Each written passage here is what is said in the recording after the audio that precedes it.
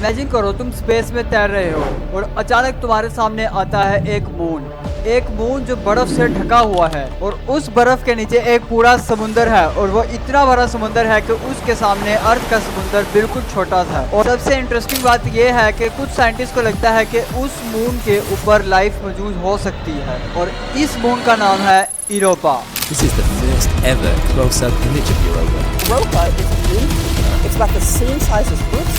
It's a moon, an icy world orbiting Jupiter.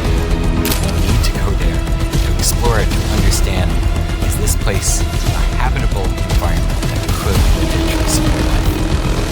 Jupiter का एक mysterious moon. आज हम इसके ऊपर डीप डाइव करेंगे कि कौन कौन से मिशंस ने यूरोपा के ऊपर स्टडी किया, उनके अंदर हमें क्या क्या डिस्कवरीज मिली और यूरोपा को लेके हमारी फ्यूचर प्लानिंग्स क्या हैं और सबसे इम्पोर्टेंट कि हम वहाँ जाना क्यों चाहते हैं। सबसे पहले मैं आपको यूरोपा का इंट्रोडक्शन दे देता हूँ। बेसिकली यूरोपा सबसे पहले 1610 के अंदर गैलीलियो ने डिस्कवर किया। ये जुपिटर का 4th लार्जेस्ट मून है जिसका डायमीटर 3100 किलोमीटर है, सरफेस प्योर आइस क्रस्ट और टेम्परेचर -160 डिग्री सेल्सियस तक है और ग्रेविटी अर्थ की ग्रेविटी का सिर्फ 13% है। ये अर्थ के एक्चुअल मून से तो थोड़ा सा छोटा है लेकिन ये अर्थ के मून की तरह डेड नहीं है। सबसे इंटरेस्टिंग बात यह आती है कि इस सरफेस जो आइस की क्रस्ट है उसके नीचे एक पूरा समुंदर है, एक अलग दुनिया जो साइंटिस्ट के मुताबिक तकरीबन 100 किलोमीटर तक डीप हो सकता है। यूरोपा के पास अर्थ से 2x ज्यादा पानी मौजूद है। अब हम इसके मिशंस के बारे में बात करते हैं। सबसे पहला मिशन आता है 1973 पायनियर 10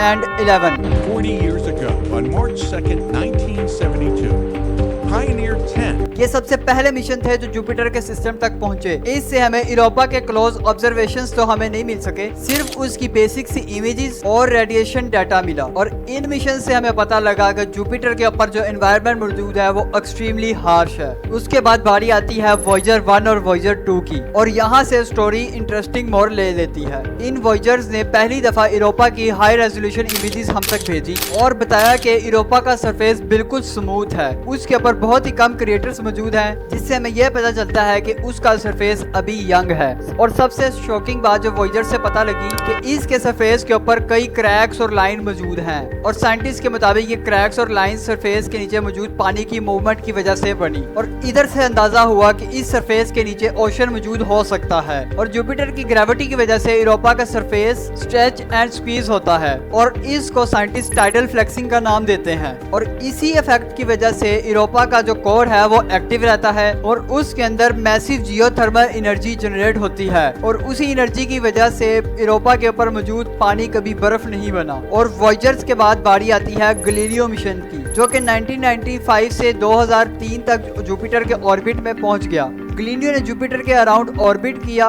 और यूरोपा के मल्टीपल फ्लाईबाय किए, जिससे हमें पता लगा कि यूरोपा के ऊपर मैग्नेटिक फील्ड मौजूद है और सरफेस के नीचे एक कंडक्टिव लिक्विड भी है और आइस की थिकनेस 10 से 30 किलोमीटर तक है और जो सरफेस का कंपोजिशन है वो वाटर आइस और साल्ट से मिलकर बना है। मतलब यूरोपा के अंदर जो मौजूद ओशंस हैं वो साल्टी वाटर है और स्ट्रॉन्ग एविडेंस मिले कि इस सरफेस के नीचे जो ओशन है, जो पानी मौजूद है, वो तेजी से मूवमेंट कर रहा है और उस मूवमेंट के नतीजे हमें सरफेस पर साफ साफ क्रैक्स और लाइंस की हेल्प में नजर आते हैं। और साइंटिस्ट ने इन सारी स्टडीज को कलेक्ट किया और कंक्लूड निकाला कि इस सरफेस के नीचे एक साल्टी ओशन मौजूद है। फिर आया हबल स्पेस टेलीस्कोप। ये कोई मिशन तो नहीं था यूरोपा की तरफ जो भेजा गया, लेकिन इसकी जो डिस्कवरी थी वो बहुत इंपॉर्टेंट है इस जगह पे बयान करने के लिए। और हबल से यूरोपा के ऊपर मॉनिटरिंग स्टार्ट हुई वो 2012 से ऑनवर्ड हुई। हबल ने नोट किया कि यूरोपा के सरफेस से वाटर वेपर प्लम्प्स हो रहे हैं जो कि 200 किलोमीटर हाई जा रहे हैं। तो साइंटिस्ट ने कंक्लूड निकाला कि यूरोपा का जो सरफेस है वो डायरेक्टली कनेक्टेड है उसके अंडरग्राउंड ओशंस के साथ, जिस वजह से उसकी मूवमेंट्स के साथ वो पानी बाहर की तरफ निकलता है और स्पेस में जा रहा है। अब तक हम लोगों ने जितनी भी बात की वो पास्ट के अंदर डिस्कवरीज और जो उसके ऊपर मिशंस किए गए थे उसके बारे में थी। अब साइंटिस्ट ने इतना सब कुछ जानने के बाद इसको छोड़ नहीं दिया, जो कि स्पेशली जुपिटर के मून के लिए था, Europa clipper. 3, 2, 1, lift off. This is the largest interplanetary spacecraft NASA has ever built and launched.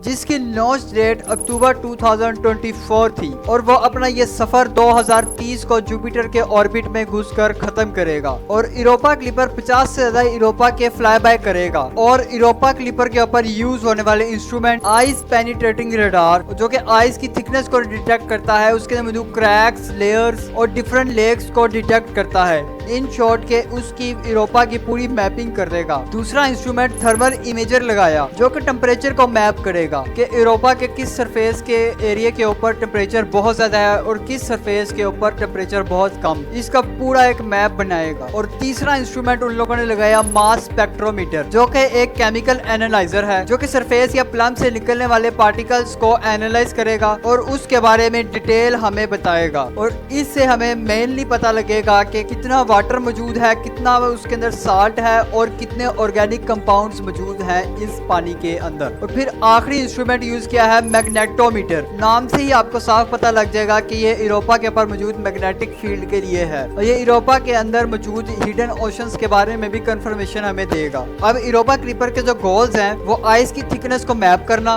Ocean कितने डेप्थ है उसके बारे में पता करना, सरफेस की केमिस्ट्री को डिटेक्ट करना ताकि हमें पता लग सके कि यूरोपा के अंदर जो मौजूद पानी है उसकी प्रॉपर्टीज क्या हैं। साइंटिस्ट की इस मिशन के साथ काफी ज्यादा एक्सपेक्टेशंस हैं कि इनको यूरोपा के पानी में ऑर्गेनिक कंपाउंड्स मिलेंगे और यूरोपा के अंदर एलियन लाइफ मौजूद है कि नहीं इसका भी आंसर हमें मिल जाएगा। उसके अलावा एक और मिशन है जूस नाम का,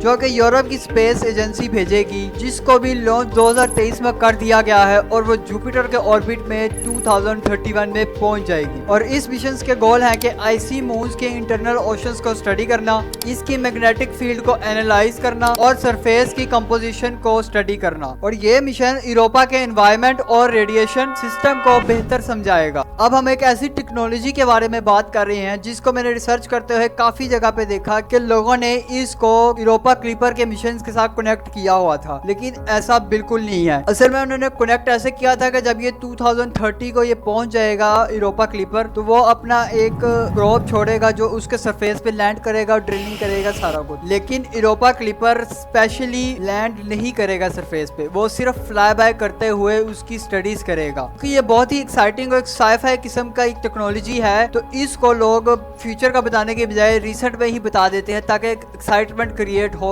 हमारे व्यूवर्स के दरमियान। और ये जो टेक्नोलॉजी है, इस टेक्नोलॉजी का नाम है क्रायोबोट। क्रायोबोट एक रोबोटिक प्रोब होता है जो कि आइस को मेल्ट करते हुए नीचे ओशंस तक जाता है। ये असल में आइस को न्यूक्लियर पावर हीट सोर्स को यूज करते हुए मेल्ट करता है। ये आहिस्ता आहिस्ता आइस को मेल्ट करता जाएगा और एक डीप टनल बनाता हुआ नीचे जाता जाएगा और फिर ये ओशंस तक पहुंचकर हाइड्रोबोट्स को रिलीज करेगा। वो अपने साथ कैमरास को लगाएंगे और सर्च करेंगे ओशन लाइफ को यूरोपा के ऊपर। अभी ये टेक्नोलॉजी बड़ी कंडीशंस के अंदर है। इसके अंदर सबसे चैलेंजिंग बात आती है आइस की थिकनेस, जो कि 10 से 30 किलोमीटर तक एक्सपेक्ट की जा रही है, जो कि बिल्कुल थोड़ी नहीं है, बहुत ज्यादा है। फिर दूसरा मसला आता है एक्सट्रीम रेडिएशंस का, कि वो रेडिएशंस इस रोबोट को, इस टेक्नोलॉजी को कोई नुकसान ना पहुंचा दे। और सबसे मेन और सबसे इम्पोर्टेंट मसला आता है कम्युनिकेशन सिग्नल्स का, क्योंकि हम जानते हैं कि आइस के थ्रू सिग्नल्स का पास थ्रू करना बहुत ही मुश्किल है। साइंटिस्ट इसके ऊपर स्टडी कर रहे हैं कि हम किस तरह से सिग्नल्स को अर्थ तक पहुंचाएंगे कि ये प्रोब क्या देख रहा है। यह टेक्नोलॉजी नासा के थ्रू बनाई जा रही है, जो कि अभी प्रोटोटाइप है। यूरोपा क्लिपर्स जो मिशन हम भेजेंगे उससे मिलने वाली जो हमारी इंफॉर्मेशन होंगी, उससे अगला जो स्टेप होगा उसकी तैयारी की जा रही है। और अब हम सबसे इम्पोर्टेंट सवाल की बात करते हैं कि हम लोग इतने पैसा और एफर्ट क्यों लगा रहे हैं यूरोपा के ऊपर। आपको वीडियो देख के तो समझ आ गई होगी कि एलियन लाइफ को ढूंढा जा रहा है। उसकी 3 मेन रीजंस हैं। पहली है वाटर, जहां वाटर मौजूद होता है वहां पे लाइफ का मौजूद होना पॉसिबल है। फिर आता है एनर्जी सोर्स। अब यूरोपा से, सूरज से तो एनर्जी कंप्लीट नहीं मिल सकती, तो उसको एनर्जी मिलती है टाइडल हीटिंग से। और तीसरा रीजन है केमिस्ट्री। यूरोपा की सरफेस के ऊपर साइंटिस्ट ने हाइड्रोजन, ऑक्सीजन, सल्फर जैसे एलिमेंट्स को देखा और ओशंस को भी पाया कि वो साल्टी वाटर है। और इन सारे डाटा से उन लोगों ने अज्यूम किया कि अर्थ के ऊपर जो मौजूद लाइफ है वो भी इन कंपाउंड्स के साथ कनेक्टेड है। यही सेम कंपाउंड्स हमें उस यूरोपा मून के ऊपर मिलते हैं। बहुत पॉसिबल है कि उसके ऊपर लाइफ मौजूद हो। साइंटिस्ट के मुताबिक अर्थ के बाद यूरोपा वो सेकंड सरफेस है जिसके ऊपर लाइफ के होने के अमकान बहुत ज्यादा हैं। अब तक जितनी रीजन आपको मैंने बताई वो डायरेक्टली कनेक्ट होती हैं एवोल्यूशन की थ्योरी के साथ, कि हम लोग भी इसी तरह पानी में वोल्केनोज की एनर्जी की मदद से ही पानी के अंदर इवॉल्व होना शुरू हो गए और सब कुछ अपने आप हो गया। अगर अपने आप ही होना होता तो हम लोगों ने अब तक कितने ज्यादा हैबिटेबल प्लैनेट्स देखे। वॉयेजर 1 ने इतने ज्यादा प्लैनेट्स के ऊपर और सोलर सिस्टम्स के ऊपर स्टडीज की, लेकिन उसको कहीं पर भी लाइफ के कोई भी सबूत नहीं मिले। मैं ये नहीं कह रहा कि सबूत मिलेंगे भी नहीं। अगर हम यही सोचते गए एक ऐसी चीज के ऊपर जो एक अभी तक सिर्फ थ्योरी है, 100 ऑफ ईयर्स गुजर गए लेकिन वो थ्योरी है, क्योंकि अपने आप कुछ भी नहीं बन सकता। आपको शॉर्ट में एक बात मैं बता देता हूँ कि इस यूनिवर्स जब खत्म हो जाएगा, सब कुछ खत्म हो जाएगा, ये गैलेक्सी, स्टार्स, ये सब एक मॉलिक्यूल्स में आ जाएंगे और वो मॉलिक्यूल्स जब इकट्ठे होंगे एक जगह पर